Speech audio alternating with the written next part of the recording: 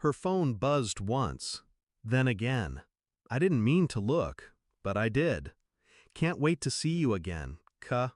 A man's name I didn't recognize. The air changed. Not in the room, inside me.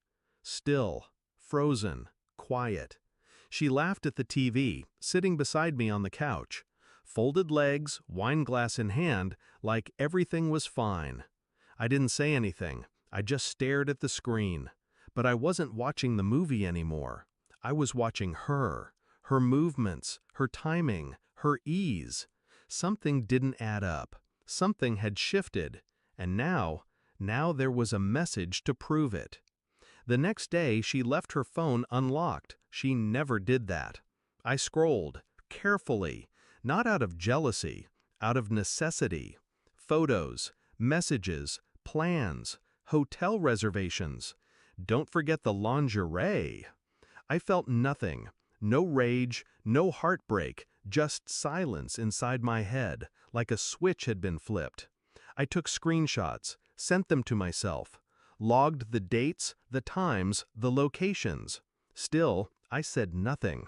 I kissed her goodnight, watched her sleep, studied her breathing like a stranger in my bed.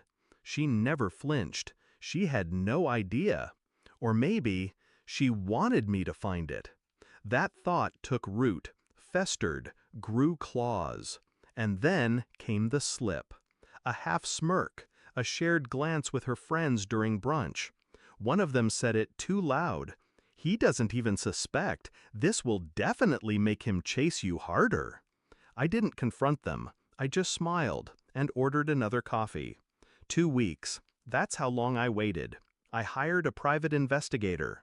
Nothing flashy, no trench coat cliches, just precision, surveillance. They confirmed it. The man, the hotel, the dinners. But then, a twist. She didn't sleep with him. They only met briefly. Staged affection, lingering touches, all carefully placed within my view. The photos? Planted. The texts? Fabricated. Her divorced friend's idea.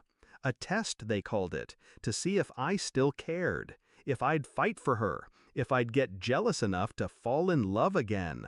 Men don't try anymore unless they feel they're losing something, one of them had said in a voice memo my PI recovered. Give him a reason to fight, girl. They didn't know they were being recorded. I watched the footage over and over. My wife is smiling, agreeing. He's always so calm. Let's see how he handles this. She laughed. She laughed about it. That was the moment I decided. Not to argue, not to scream. To end it with the same coldness they thought they understood. I invited them all over. Her and her 2 smug friends. They brought wine. Laughed like sorority girls in a house they didn't pay for. "You're in such a good mood lately," she said, settling on the couch. I nodded. Then I turned on the TV, paused, remote in hand. I found something you should all see. The screen came alive.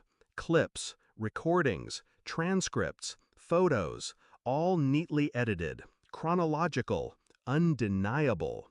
Their voices echoed through the living room. He won't know. He's too boring to suspect anything.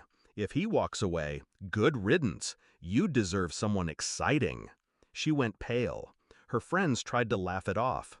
One of them whispered, "Is this legal?" I didn't respond. I handed her an envelope. Inside, divorce papers, evidence summaries, asset division proposals, signed, filed, final.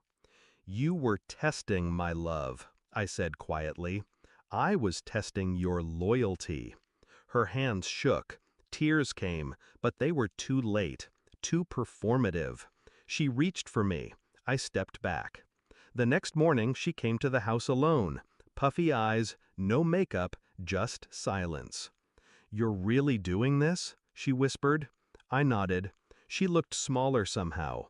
Not the manipulative woman in those recordings, just a crumbling version of her. "It wasn't real. I never touched him. And yet, you meant every lie," I interrupted. I handed her one final thing, a USB drive, labeled, "For You."